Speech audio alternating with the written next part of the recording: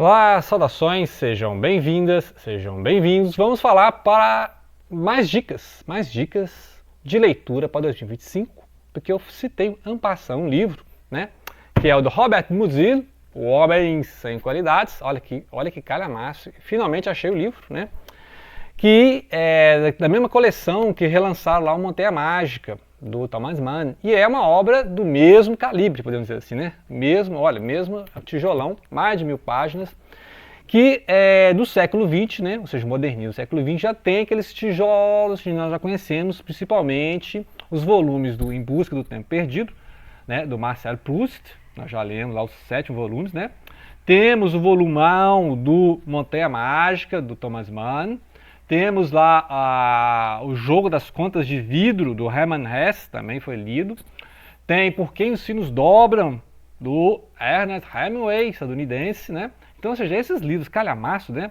Do século XX, né? Então, para fazer a listagem dos livros calhamaço, tem o Tambor, do Gutham Grass. Gutham Grass vai falar do nazismo, né? Então, nazifascismo vai entrar na lista, quem sabe, né? Porque é também um volumaço, assim, né? O Tambor de Lata, também tem essa tradução.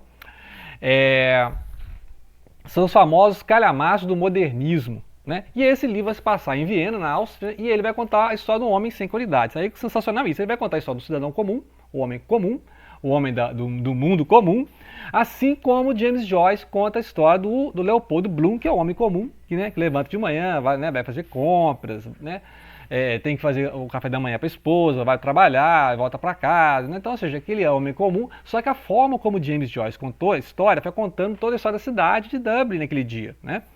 Então é interessante como é que ele incluiu a cidade. Então é igual, por exemplo, o Alexanderplatz, né? Berlim Alexanderplatz, do Alfred Döblin, que é um livro que se passa lá em Berlim, capital da Alemanha e tal, e ele vai contar a história do cidadão comum e contando a história da cidade toda, né? Então ele conta a história lá do Berlin Alexanderplatz, que é uma praça, né? A praça lá de Berlim. Ele conta a história de um cara que saiu da cadeia, e aí esse cidadão vai redescobrir a Berlim, né? Da época antes do nazifascismo, né? E esse aqui se passa em Viena e tem vários personagens comuns que vão entrando na história, só que o início da história é assim um panorama, ou seja, ele vai abrir um panorama, olha que interessante, ele abre um panorama, vai contar coisas do cotidiano daquela cidade de forma muito panorâmica mesmo, assim, um grande quadro, e aí ele vai fechando os personagens que vão entrar na narrativa. Então, ou seja, assim que ele faz. Então ele dá um primeiro painel de fundo ali, que é totalmente diferente de outros autores que começam com o personagem, né? É totalmente contrário, porque tem Virginia Woolf, Clarice Lispector, né? A Margaret Atwood, né? A Carol Oates também, né? Tem vários romances em que você começa com a personagem, a partir do íntimo da personagem, a partir da observação da personagem, a partir das ondas emocionais da personagem, você passa a entender o mundo onde ela está, né? Então você parte do íntimo, né? Você parte do microcosmo para o macrocosmo, vamos dizer assim, uma linguagem mais alquimística, né?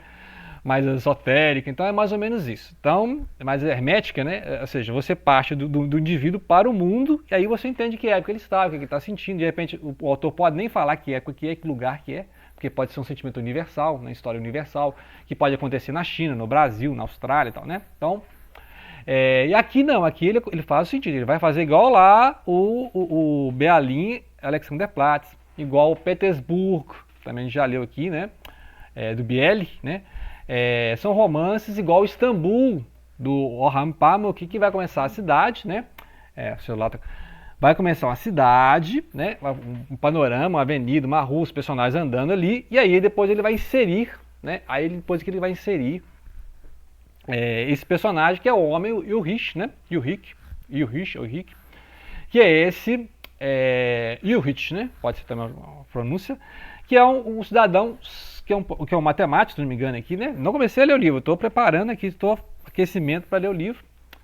É um personagem interessante porque ele não tem qualidades. Então pode ser qualquer um, pode ser qualquer pessoa, e aí você vai ler o livro para entender por que ele é importante. Igual ler lá no Hans Castorp, né? Montanha Mágica, que o autor já fala, ó, esse aí não é, né? Esse aí não é um cidadão assim acima da média, é um estudante, é um jovem que quer ser engenheiro, e tal, né? E ele vai lá visitar o primo, e o primo ficou doente e tal, né? O primo deu doente, foi visitar, E aí acabou que o Hans Castorp percebeu que ele também estava doente. Né? Esse é o enredo do Montanha Mágica. Aí você vai ler para entender as discussões filosóficas, históricas e tal. Né? Não tem nada de excepcional no personagem. Né? Igual também no jogo das contas de vidro. Né? O cara ficou excepcional depois que ele virou mestre dos jogos. Né? Então aqui a gente vai ler essas 1000 páginas, que são várias partes, né?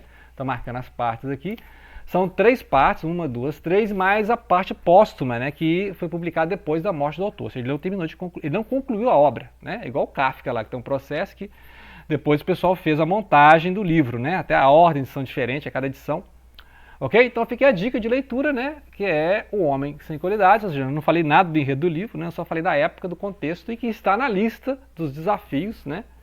Olha para você ver que nós vamos gastar meses para ler isso aqui, né? Gastar meses para ler. Então, o Roberto Musillo, Homem Sem Qualidades. Ou seja, tem 20 anos que eu estou enrolando, né? Agora sai, né? Agora a gente lê aí os desafios para leituras, né, de 2025. Grato pela atenção. Não deixem de